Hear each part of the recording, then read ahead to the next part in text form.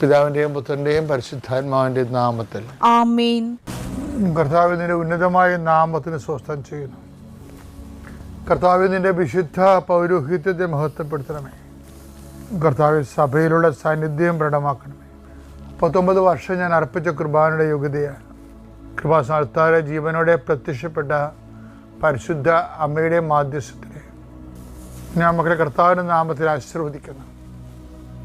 കർത്താവേ, അന്നു വേണ്ട ആഹാരം ഇന്ന് ഞങ്ങൾക്ക് നൽകണമെന്ന് പ്രാർത്ഥിച്ചു.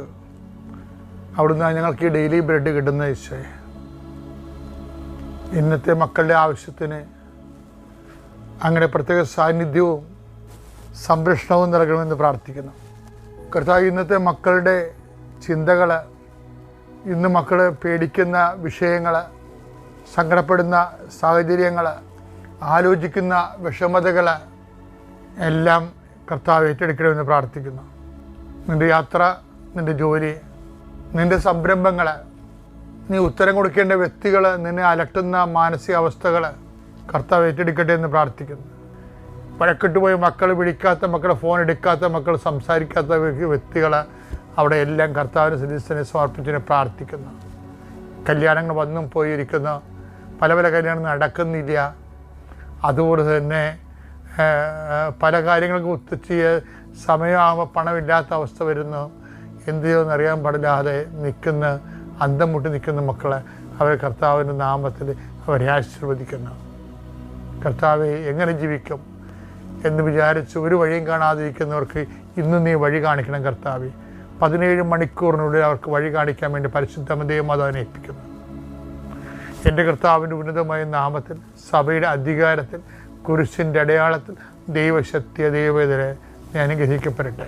അമ്മേ പരിശുദ്ധമേ, അമ്മേ പരിശുദ്ധമേ, ദൈവമാതാവേ, കൃപാസനത്തിലൂടെ ഞങ്ങൾക്കും ഞങ്ങളുടെ ദേശത്തിനും അമ്മ മധ്യസ്ഥം തേടി തന്ന എല്ലാ അനുഗ്രഹങ്ങൾക്കും കൃപകൾക്കും ഞങ്ങളിപ്പോൾ ഹൃദയം നിറഞ്ഞ നന്ദി പറയുന്നു. അമ്മേ പരിശുദ്ധമേ, അമ്മേ പരിശുദ്ധമേ, ദൈവമാതാവേ, 2004 ഡിസംബർ 7-ാം തീയതി ഉച്ചകഴിഞ്ഞ് 2:30 കൃപാസനത്തിൽ സംഭവിച്ച അമ്മയുടെ പ്രത്യക്ഷപ്പെടലിനെ കുറിച്ച് തിരുസഭയ്ക്ക് സമർപ്പിച്ചിരിക്കുന്ന പഠനരേഖകളുടെ മേൽ സഭാത്മകമായ പഠനം ആരംഭിക്കുവാൻ ഞങ്ങൾ പ്രാർത്ഥിക്കുന്നു.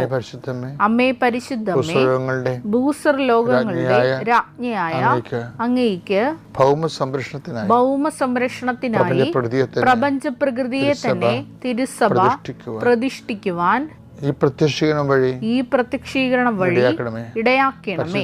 പരിശുദ്ധമേ, ജപമാല മാതാവേ, സകല കൃപാസനം പ്രാർത്ഥനകളോടും ചേർത്ത് ഞങ്ങളിപ്പോൾ പ്രാർത്ഥിക്കുന്ന ഈ കുടുംബത്തിന്റെ പ്രത്യേക നിയോഗം പറമക്കളെ,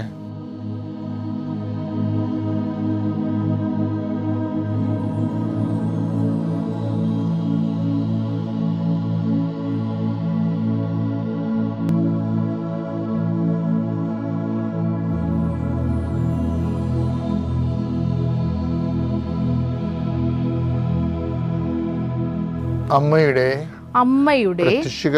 പ്രത്യക്ഷീകരണത്തിന്റെ ഈ അനുഗ്രഹവേളയിൽ ഞങ്ങൾക്ക് സാധിച്ചു തരുവാൻ കനിയണമേ. ആമേൻ. സ്വർഗ്ഗസ്ഥനായ ഞങ്ങളുടെ പിതാവേ, അങ്ങയുടെ നാമം പൂജിതമാകണമേ. അങ്ങയുടെ രാജ്യം വരണമേ. അങ്ങയുടെ തിരുമനസ് സ്വർഗത്തിലെ പോലെ ഭൂമിയിലും ആകണമേ. അന്നു വേണ്ടുന്ന ആഹാരം ഇന്ന് ഞങ്ങൾക്ക് തരണമേ. ഞങ്ങളോട് തെറ്റ് ചെയ്യുന്നവരോട് ഞങ്ങൾ ക്ഷമിക്കുന്നത് പോലെ ഞങ്ങളുടെ തെറ്റുകൾ ഞങ്ങളോടും ക്ഷമിക്കണമേ.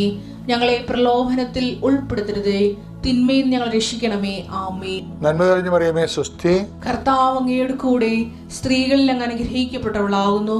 അങ്ങയുടെ ഉദരത്തിൻ ഫലമായി ഈശോ അനുഗ്രഹിക്കപ്പെട്ടവനാകുന്നു. പരിശുദ്ധ മറിയമേ, തമ്പുരാന്റെ അമ്മേ, പാപികളായ ഞങ്ങൾക്ക് വേണ്ടി ഇപ്പോഴും ഞങ്ങളുടെ മരണസമയത്തും തമ്പുരാനോട് അപേക്ഷിക്കണമേ. ആമേൻ. എല്ലാ നിയമത്തിന്റെ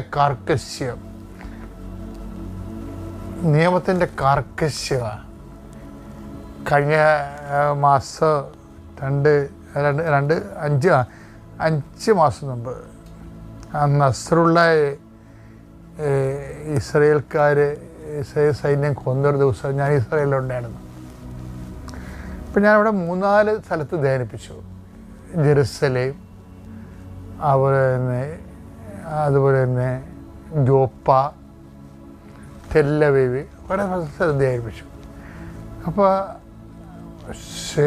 വെള്ളിയാഴ്ച വൈകുന്നേരം ആകുമ്പോൾ തന്നെ പിൻ ഡ്രോപ്പ് സൈലൻസ് ആണ്. ഇത് യുദ്ധം നടന്നാൽ എന്താ പോകാൻ അതൊരു ശനിയാഴ്ചയ്ക്ക് വേണ്ടിയുള്ള ഒരുക്കമാണ്. ആ ജനം ഇന്നും ആ സാമ്പത്തിക മോഡലാണ്. ഇപ്പം ഞാൻ അവിടുത്തെ അച്ഛനോട് തന്നെ സാമ്പത്തിൻ്റെ ഇത്രയും കടകമ്പളങ്ങളൊക്കെ വെള്ളിയാഴ്ച തന്നെ അടച്ചേക്കണേ വൈകുന്നേരം ആകുമ്പോൾ തന്നെ. ശനിയാഴ്ച തുറക്കണ പ്രശ്നമില്ല. അപ്പം ഞാൻ അവിടുത്തെ അച്ഛനോട് ചോദിച്ച് ഇത് ഭയങ്കര സ്ട്രിക്റ്റ് ഒബ്സർവേഷൻ ആണല്ലോ എന്ന് പറഞ്ഞാൽ ഒബ്സർവേഷൻ തന്നെയല്ല അച്ഛാ.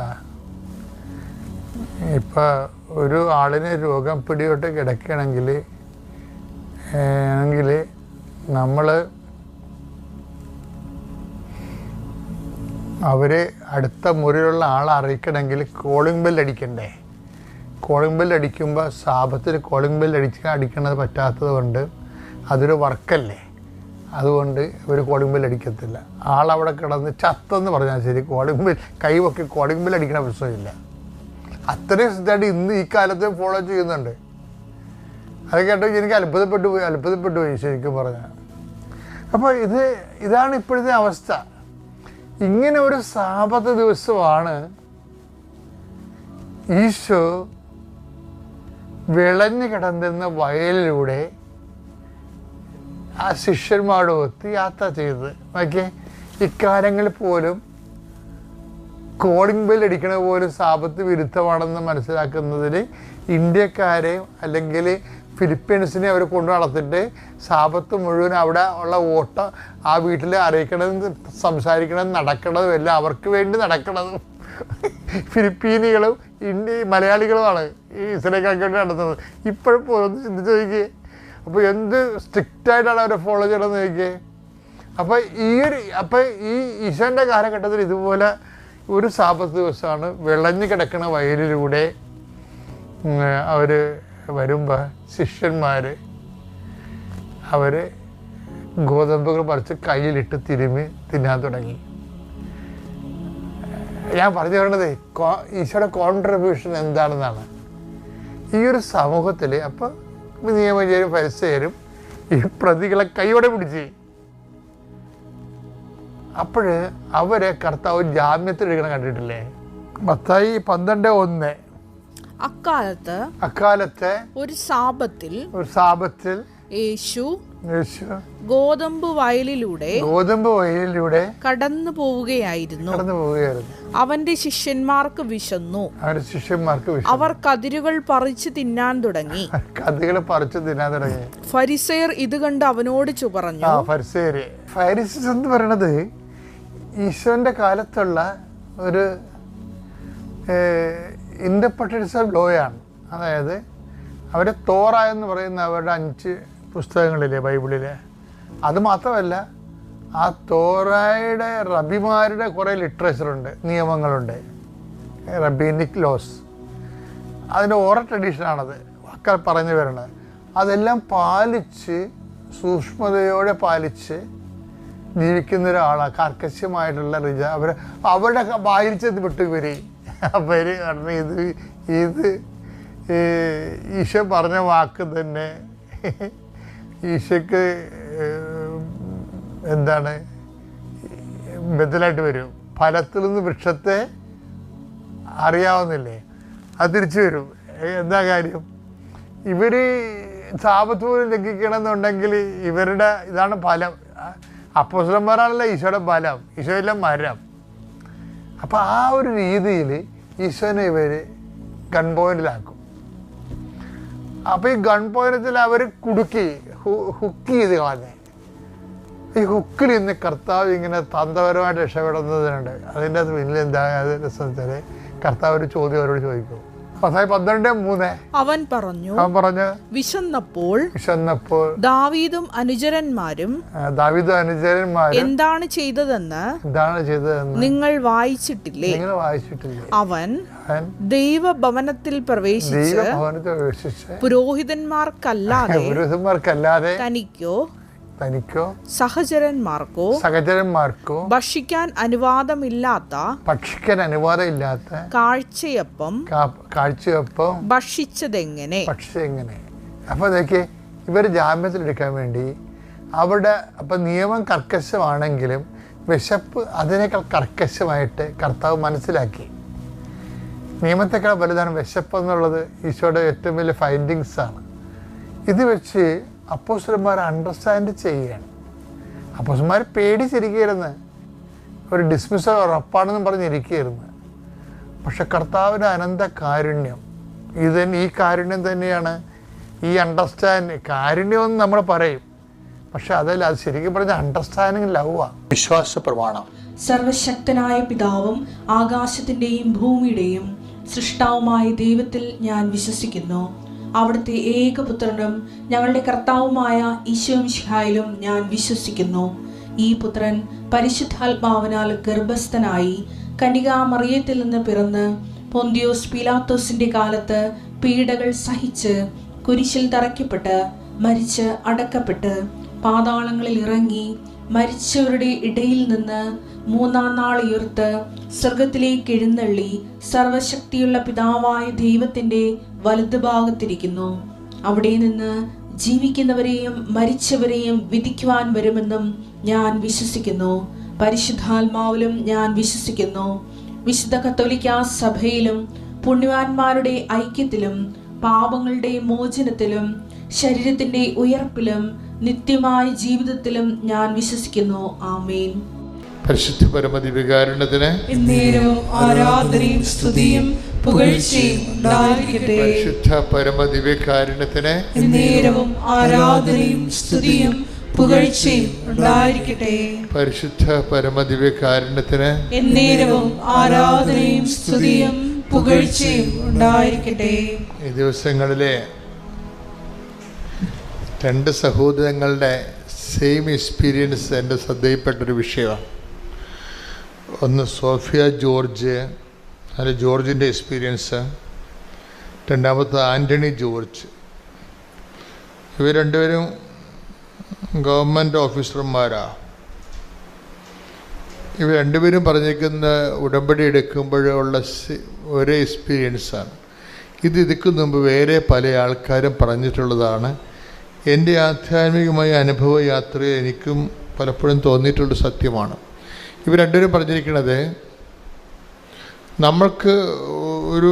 നമ്മളൊരു ക്ലേശത്തിലാണ് ഏതെങ്കിലും വിഷയത്തിൽ. ചിലപ്പോൾ രോഗപീഠ, ചിലപ്പോൾ നമ്മുടെ റിസൾട്ട് ബയോപ്സിക്ക് നമ്മളുടെ ടെസ്റ്റിന് കൊടുത്തിരിക്കുകയായിരിക്കും നമ്മളുടെ എന്തെങ്കിലും രോഗ കാരണങ്ങൾ. അപ്പോൾ നമുക്കൊരു ടെൻഷനുണ്ടാവും, എന്തായിരിക്കും ഇനി, അത് ക്യാൻസർ ആയിരിക്കും അല്ലോ ആയിരിക്കും എന്ന് നമുക്കൊരു ചെറിയൊരു ഭയമുണ്ടാകും. ഇപ്പം ജപ്തി നടപടി അതുപോലെയുള്ള നടപടികൾ വരുമ്പോൾ ഞാൻ എൻ്റെ പെൺകുഞ്ഞുങ്ങളെയും കൊണ്ട് ഇറങ്ങേണ്ടി വരുമോ എന്നൊക്കെ ഓർക്കുമ്പോൾ നമുക്കൊരു ഭയമുണ്ടാകും.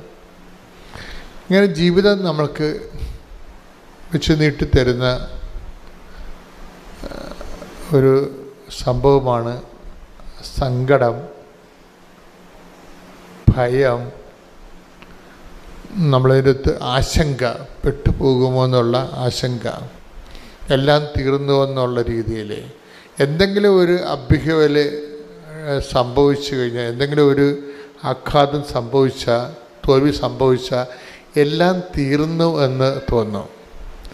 ഇത് പണ്ട് മുതലേ തോന്നിയ ഒരു യൂഡാസ് സിൻഡ്രോമാണ്. യൂഡാസ് സിൻഡ്രോം എന്ന് പറഞ്ഞാൽ എന്താ? പുള്ളിക്കാരൻ കർത്താവിനെ ഒത്തിക്കൊടുത്തപ്പോൾ കൈവിട്ടു പോയില്ലേ. കർത്താവ് എങ്ങനെയെങ്കിലും രക്ഷപ്പെടും എന്നുള്ള ഒരു ചിന്ത പുള്ളിക്ക് ഉണ്ടായിരുന്നു. എങ്ങനെയും രക്ഷപ്പെടും എന്നുള്ള ചിന്ത ഉണ്ടായിരുന്നു. കാര്യം ഒത്തിരി അത്ഭുതങ്ങൾ കാണിച്ച ആളല്ലേ. പക്ഷെ യുദാസ് കർത്താവ് പറയണമെന്ന് ശ്രദ്ധിക്കത്തില്ലായിരുന്നു. യുദാസിനോട് ഈശോ എന്താ പറഞ്ഞത്? 3 പ്രാവശ്യം പറഞ്ഞു. ഒരു കൊല്ലത്തിനുള്ളിൽ 3 പ്രാവശ്യം പറഞ്ഞു, മനുഷ്യപുത്രൻ ശത്രുക്കരങ്ങളിൽ നമ്മൾ ജെറുസലേമിലേക്ക് പോവുകയാണ്. അതിൽ 1 കൊല്ലം മുമ്പ് തുടങ്ങിയതാണ് പാഷൻ പ്രെഡിക്ഷൻസ് എന്ന് പറയും. പീഡാനുഭവത്തിൻ്റെ പ്രവചനങ്ങൾ. അപ്പോസ്തലന്മാരെ പതുക്കെ പതുക്കെ പഠിപ്പിച്ച് ആ യാഥാർത്ഥ്യം അണ്ടർസ്റ്റാൻഡ് ചെയ്യാൻ വേണ്ടി ഈശോ ഒരുക്കുകയാണ്. അത് ശരിക്കും പറഞ്ഞാൽ അവരുടെ ഒരു ഇമോഷണൽ സെറ്റപ്പ്, ഇമോഷണലി ഈ പാഷനോട് ഫ്രണ്ട്ലി ആയിരിക്കണം എന്നാണ് ഈശോ പറയണത്. തിയോളജിക്കലായിട്ട് വേറെ ഒത്തിരിയൊക്കെ വ്യാഖ്യാനമൊക്കെ പറയുന്നുണ്ടെങ്കിലും അതൊരു ഇമോഷണലി ആയിട്ട് അവരെ ഫ്രണ്ട്ലി ആക്കി എടുക്കുകയാണ്. കുരിശ് മരണം ഉൾക്കൊള്ളാൻ പറ്റാത്ത സാധനമാണ്. അതുകൊണ്ട് ഈശോ ഒരു കൊല്ലം മുമ്പ് തന്നെ അതിന് സ്റ്റഡി ക്ലാസ് കൊടുക്കുമായിരുന്നു. എന്താണ്?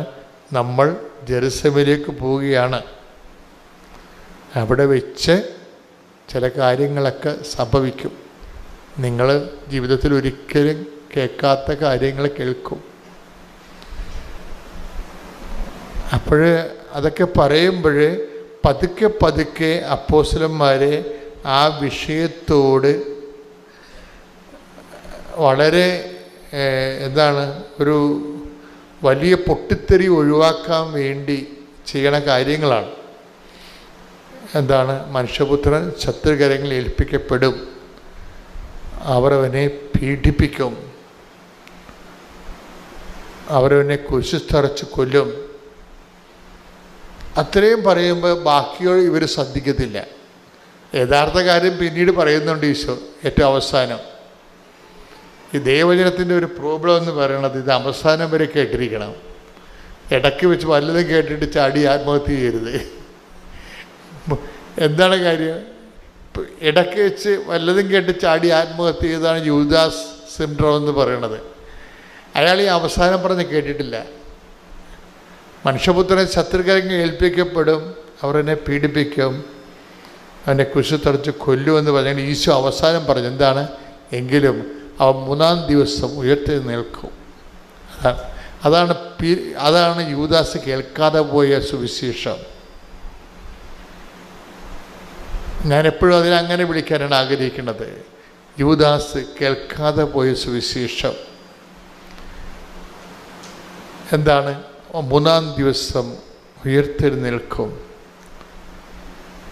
പത്രോസ് കേട്ടു, പക്ഷേ എങ്കിലും കർത്താവ് പീഡിപ്പിക്കപ്പെടുന്നതിനെക്കുറിച്ച് ഇമോഷണലി അത് ഉൾക്കൊള്ളാൻ ഭയങ്കര പാടായിരുന്നു. പുള്ളിക്കാരന് കർത്താവിനോട് പണ്ടാര സ്നേഹമായിരുന്നു, വല്ലാത്ത സ്നേഹമായിരുന്നു. അതുകൊണ്ട് തന്നെ ഈശോയുടെ ഒരു രീതി അനുസരിച്ച് ഈശോ പറയവേ, എന്നെ സ്നേഹിക്കുന്നവനെ ഞാൻ എന്നെ തന്നെ വെളിപ്പെടുത്തുമെന്ന്. ഇപ്പം ഈ അതായത് ഈ വിഷയം എപ്പോഴും നമ്മൾ ദൈവമായിട്ടുള്ള യാത്രയിൽ നമ്മൾ തുടങ്ങേണ്ടതും തുടരേണ്ടതുമായിട്ടുള്ള കാര്യം ദൈവസ്നേഹമാണ്. അതിപ്പോൾ ഇപ്പം നമുക്ക് പനി വരാം, രോഗം വരാം, ചിലപ്പോൾ ഗുരുതരമായ രോഗം വരാം. ഇതൊക്കെ നമ്മൾ ദൈവത്തിൻ്റെ ശക്തി കൂടുതൽ അറിയാനും ദൈവത്തിൻ്റെ സ്നേഹം കൂടുതൽ അറിയാനും വേണ്ടിയുള്ള ദൈവത്തിൻ്റെ ഒരു പരിപാലനയാണ്. പക്ഷെ നമുക്ക് ധൃതിയായത് കൊണ്ട്, നമുക്ക് അത്രയും കഴിവില്ലാത്തത് കൊണ്ട് നമ്മളുടെ ചാടി എന്തെങ്കിലുമൊക്കെ പ്രവർത്തിച്ച് കളയും. ആത്മഹത്യ ചെയ്തില്ലെങ്കിൽ പോലും ചെറിയ ആൾക്കാരെ പ്രാർത്ഥിക്കാണ്ടിരിക്കും ഇല്ലേ? ആത്മഹത്യ ചെയ്തില്ല, പക്ഷെ എന്തെങ്കിലും സംഭവിച്ചാൽ നമ്മളെന്ത് ചെയ്യും? ആധ്യാത്മികമായിട്ട് ആത്മഹത്യ ചെയ്യും. ശാരീരികമായിട്ട് കെട്ടിത്തൂങ്ങി യൂദാസിനെ പോലെ ചാകത്തില്ലെങ്കിലും നമ്മളും ചാകും. ആധ്യാത്മികമായിട്ട് ആത്മഹത്യ ചെയ്യും. അതെന്താണ്? Spiritual suicide. അത് നമ്മളെല്ലാവരും ചെയ്യേണ്ട ഒരു സാധനമാണ്. സ്പിരിച്വൽ സൂയിസൈഡ് എന്താണ്? എന്തെങ്കിലും സംഭവിച്ചു കഴിഞ്ഞാൽ അന്നത്തെ സന്ധ്യപ്രാർത്ഥന മുടക്കും. അതാണ് ഇല്ലേ? ഉറപ്പല്ലേ? എന്തെങ്കിലും നമുക്ക് പറ്റാത്ത വിഷമം സംഭവിച്ചു കഴിഞ്ഞാൽ നമ്മളുടനെ കുർബാന മുടക്കും. അതാണ് സ്പിരിച്വൽ സൂയിസൈഡ് എന്ന് പറയണത്. അതും ഫിസിക്കൽ സൂയിസൈഡും തമ്മിൽ വലിയ വ്യത്യാസമൊന്നും ഇല്ല. ഇത്തിരി മറ്റത് സ്പിരിച്വൽ സൂയിസൈഡിന് ഇനിയും തിരിച്ചു വരാനൊക്കെ പറ്റും. ഫിസിക്കൽ സൂയിസൈഡിന് തിരിച്ചു വരാൻ പറ്റത്തില്ല. അപ്പോൾ ഈ രണ്ടും സംഭവിക്കാൻ സാധ്യതയുണ്ടെന്നറിയാം ശിഷ്യന്മാർക്ക്. ഒന്നെങ്കിൽ ഈ ജെറുസലേമിൽ സംഭവിക്കാൻ പോകുന്ന വിഷയങ്ങൾ അവർ ഓൾ ഓൺ എ സഡൻ കേട്ട് കഴിഞ്ഞാൽ രണ്ട് കാര്യം സംഭവിക്കും. ഒന്നെങ്കിൽ സ്പിരിച്വൽ സൂയിസൈഡ് സംഭവിക്കും. അത് പത്രോസിന് അങ്ങനെ സംഭവിച്ചു. കാര്യം കർത്താവ് പത്രോസോട് പറഞ്ഞായിരുന്നു, നിനക്ക് സ്പിരിച്വൽ സൂയിസൈഡ് സംഭവിക്കും, മറ്റവന് ഫിസിക്കൽ സൂയിസൈഡാണ് സംഭവിക്കുന്നത്. അവൻ തട്ടിത്തൂക്കി മരിക്കും. കാര്യം അവൻ ഉയർത്തെഴുന്നേൽപ്പിനെ കുറിച്ച് കേട്ടില്ല. അതുകൊണ്ടാണ്. ഉയർത്തെഴുന്നേൽപ്പിനെ കുറിച്ച് കേട്ടില്ലെങ്കിൽ കുഴപ്പമാണ്. ക്രിസ്തുവിനെക്കുറിച്ച് എല്ലാം കേട്ട് അണ്ണന്മാരുടെ കൊണ്ട് കുഴപ്പം അതാണല്ല. ക്രിസ്തു സാമൂഹ്യ പരിഷ്കർത്താവാണ് എന്നൊക്കെ പറയുന്നില്ല. അതൊക്കെ വിവരക്കേട്, ബോധമില്ലാത്തവന് പുറമേ അകലെ നിന്നുകൊണ്ട് ക്രിസ്തുവിനെ മനസ്സിലാക്കാൻ ഉള്ള ഒരു വൃദ്ധാശ്രമങ്ങളാണ്. ക്രിസ്തു സാമൂഹ്യ പരിഷ്കർത്താവായിട്ട് മന്നത്ത് പതിപ്പനുമാനെ പോലെ വന്ന ആളല്ല. ശ്രീനാരായണ ഗുരുവിനെ പോലെ വന്ന ആളല്ല. അവനിതിനെ വിഷയത്തെക്കുറിച്ചൊക്കെ വ്യക്തതയുണ്ട്. ആ 142 സങ്കീർത്തനം വായിച്ചേ. 142 സങ്കീർത്തനം 4 തിരുവചനം. വലതുവശത്തേക്ക് നോക്കി ഞാൻ കാത്തിരിക്കുന്നു. വലതുവശത്തേക്ക് നോക്കി ഞാൻ കാത്തിരിക്കുന്നു. എന്നാൽ ആരും എന്നെ ശ്രദ്ധിക്കുന്നില്ല. ഒരു രക്ഷാകേന്ദ്രവും എനിക്ക് അവശേഷിക്കുന്നില്ല. ആരും എന്നെ പരിഗണിക്കുന്നുമില്ല. അപ്പൊ ഇതിനാണ് ഈ ഓടി ഒളിക്കാൻ ഇടയില്ലെന്ന് പറയണത്. ഇട ഉണ്ടെങ്കിൽ ഓടി ഒളിക്കുമെന്നുള്ള തെറ്റിദ്ധാരണ എൻ്റെ അടുത്ത് വരും. അങ്ങനെയല്ല. ഈശോ വ്യക്തമായ രീതിയിൽ പറഞ്ഞിട്ടുണ്ട്. എന്തിനാണ്?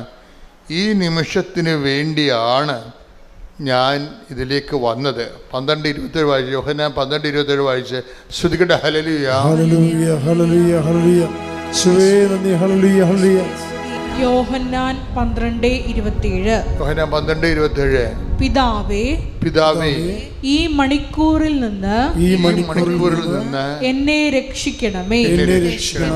അല്ല, ഇതിനു വേണ്ടിയാണല്ലോ ഈ മണിക്കൂറിലേക്ക് ഞാൻ വന്നത്. അപ്പൊ മരണത്തെ കർത്താവ് മനുഷ്യന്റെ പാപത്തിന് വേണ്ടിയുള്ള പരിഹാര ബലിയെ ഒഴിവാക്കാൻ പറ്റത്തില്ല. അതാണ് 12:27 പറയുന്നത്. ഓടിയൊളിക്കാനൊന്നും പറ്റത്തില്ല. ഇടവില്ലെന്ന് പറഞ്ഞിട്ട് കാര്യമില്ല. ഇട ഉണ്ടായാലും ഓടിയൊളിക്കാൻ പറ്റത്തില്ല. എന്താ കാര്യം? ഈ മണിക്കൂറിന് വേണ്ടിയാണല്ലോ ഞാൻ. ഒന്നൊരു വായിച്ചേ. ശ്രുതികട്ടെ. ഹല്ലേലൂയ, ഇതിനു വേണ്ടിയാണല്ലോ ഈ മണിക്കൂറിലേക്ക് ഞാൻ വന്നത്. പിതാവേ, അതിൻ്റെ അർത്ഥം ബാക്കി എന്താണെന്ന് അറിയാം. പിതാവേ, അങ്ങേ പുത്രനെ മഹത്വപ്പെടുത്തണമേ. അപ്പോൾ അവിടെ സ്വർഗത്തിൽ നിന്ന് സ്വരമുണ്ടായി, ഇതാ ഞാൻ മഹത്വപ്പെടുത്തുന്നു, ഇനിയും മഹത്വപ്പെടുത്തും. അപ്പം ഇനിയും മഹത്വപ്പെടുത്തും എന്നുള്ളതാണ് റിസർഷൻ എന്ന് പറയണത്. സെപ്റ്റംബർ ഇൻടേക്ക് തീർന്നു, ജാനുവരിയിലേക്ക് നോക്കിയാൽ മതി, അഡ്മിഷൻ ക്ലോസായി എന്നാണ് പറഞ്ഞത്. അങ്ങനെ വിഷമിച്ചിരുന്ന് ആ വർഷം തീർന്നു പോയല്ലോ എന്നോർത്ത് വിഷമിച്ചിരിക്കുന്ന സമയത്താണ് 2 ആഴ്ച കഴിഞ്ഞപ്പോൾ ഒരു ഏജൻസി വിളിച്ചിട്ട് പറയുകയാണ്, ഒരു സ്പെഷ്യൽ സീറ്റുണ്ട്, പൈസ റെഡിയാണെങ്കിൽ ഈ സീറ്റിന് ആപ്ലിക്കേഷൻ കൊടുത്തോളാൻ പറഞ്ഞു. അങ്ങനെ ഞങ്ങൾ 7500 കൊടുത്ത് കോളേജിലെ ആപ്ലിക്കേഷൻ ഫീ അടച്ച് പിറ്റേ ദിവസം മെയിൽ വന്നു, ഞങ്ങൾക്ക് കോളേജിൽ അഡ്മിഷൻ റെഡിയായി എന്നും പറഞ്ഞ്. 2-ാം ദിവസം ഓഫർ ലെറ്ററും വന്നു. പിന്നെയുള്ള ബാക്കിയുള്ള പ്രോസസ്സിംഗ് എല്ലാം തടസ്സവും കൂടാത്ത രീതിയിൽ എല്ലാം നടന്നു. മാതാവ് ഞങ്ങളെ സംരക്ഷിച്ചു. പിന്നെ അതിനുശേഷം ഞങ്ങൾ വിസയ്ക്ക് വെച്ചു. വിസ 18 ദിവസത്തിന് ശേഷം ഞങ്ങൾക്ക് വിസ വരികയും ചെയ്തു. ഉടനെ തന്നെ ഫ്ലൈറ്റ് ടിക്കറ്റ് കൊടുത്തു. ഈ മാസം 20-ാം തീയതി, അതായത് ഈ സൺഡേ ഞായറാഴ്ച മോൻ കാനഡയിലേക്ക് പോവുകയാണ്. ഇത്രയും വലിയ അനുഗ്രഹം നൽകിയ മാതാവിനും ഈശോയ്ക്കും 1000 നന്ദി. എൻ്റെ പേര് ജസ്റ്റോ. ഞാൻ നടുവട്ടത്തു നിന്ന് വരുന്നു. ഞാൻ 2021 +2 കഴിഞ്ഞാണ്. അത് കഴിഞ്ഞ് 2 തവണ ILTC പഠിക്കാനായിട്ട് പോയി. അപ്പോൾ ഉടമ്പടി എടുത്തിട്ടുണ്ടായില്ല. ഉടമ്പടി എടുക്കണേക്കാളും മുമ്പ് 2 തവണ ILTC എഴുതി. പക്ഷെ അത് 2ഉം തോറ്റു. അത് കഴിഞ്ഞ് ഉടമ്പടി എടുത്തു മമ്മി. പക്ഷേ ഞാൻ വീട്ടിലിരുന്ന് പ്രാർത്ഥിക്കാറുണ്ടായി, പ്രത്യക്ഷീകരണ പ്രാർത്ഥന. അത് കഴിഞ്ഞും 4 തവണ എഴുതി, 4 തവണയും തോറ്റു. അവസാനത്തെ 6ാമത്തെ എക്സാം ഞാൻ ഈ മാർച്ചിലാണ് എഴുതിയത്. അതും ഫെയിലായി. പക്ഷെ എക്സാം ഭയങ്കര എളുപ്പമായിരുന്നു. പാസ്സാവുന്ന ഭയങ്കര പ്രതീക്ഷയോടെയാണ് പോയേ. മാതാവിൻ്റെ അടുത്ത് പ്രാർത്ഥിച്ചിട്ടൊക്കെയാണ് പോയേ. പക്ഷേ ആ റിസൾട്ട് വന്നപ്പോഴും റൈറ്റിംഗ് മാത്രം തോറ്റു. പക്ഷെ എന്തോ മാതാവിൻ്റെ അടുത്ത് പ്രാർത്ഥിച്ചിട്ട് വീണ്ടും ഞാനത് റീവാലുവേഷൻ വെക്കാമെന്ന് വിചാരിച്ചു. റീവാലുവേഷൻ വെച്ചപ്പോൾ 5.5 മാറി 6 ആയി. അങ്ങനെ എനിക്കത് ഓവറോൾ 6 ആയിരുന്നു വേണ്ടത്, പക്ഷേ എനിക്കത് 6.5 ആയിട്ട് മാർക്ക് കിട്ടി. അങ്ങനെ പാസ്സായി. അത് കഴിഞ്ഞ് ഞാൻ അവസാനത്തെ സമയമായപ്പോഴാണ് ഓഫർ ലെറ്ററിന് കാര്യങ്ങൾക്കൊക്കെ വെച്ച് കിട്ടില്ല എന്ന് വിചാരിച്ചാണ്. പക്ഷേ ഞാനൊരു 6 മണിക്ക് സംതിങ് ഓഫർ ലെറ്ററിന് അപ്ലൈ ചെയ്തു. ഞാൻ പ്രാർത്ഥിച്ച് മാതാവിനോട് പ്രാർത്ഥിച്ചിട്ട് വെച്ചേ. എനിക്ക് രാത്രി 10 മണിയായപ്പോഴേക്കും അക്സെപ്റ്റായ രീതിയിൽ വന്നു. ഒരു 4 മണിക്കൂറിനുള്ളിൽ ഓഫർ ലെറ്റർ എനിക്ക് കിട്ടി. അങ്ങനെ ബാക്കി എല്ലാ കാര്യങ്ങളും എന്ത് തടസ്സം വന്നാലും മാതാവിനോട് പ്രാർത്ഥിച്ചിട്ട് ചെയ്തേ. അപ്പം എല്ലാം മാതാവിൻ്റെ കൃപയോടെ ഉള്ളത് കൊണ്ട് എല്ലാം വേഗം നടന്നു. അതുകൊണ്ട് മാത്രം എനിക്ക് സെപ്റ്റംബർ 2 പോകാൻ പറ്റണേ. ഞാൻ അടുത്ത ആഴ്ച 24-ാം തീയതി ഞാൻ പോകും.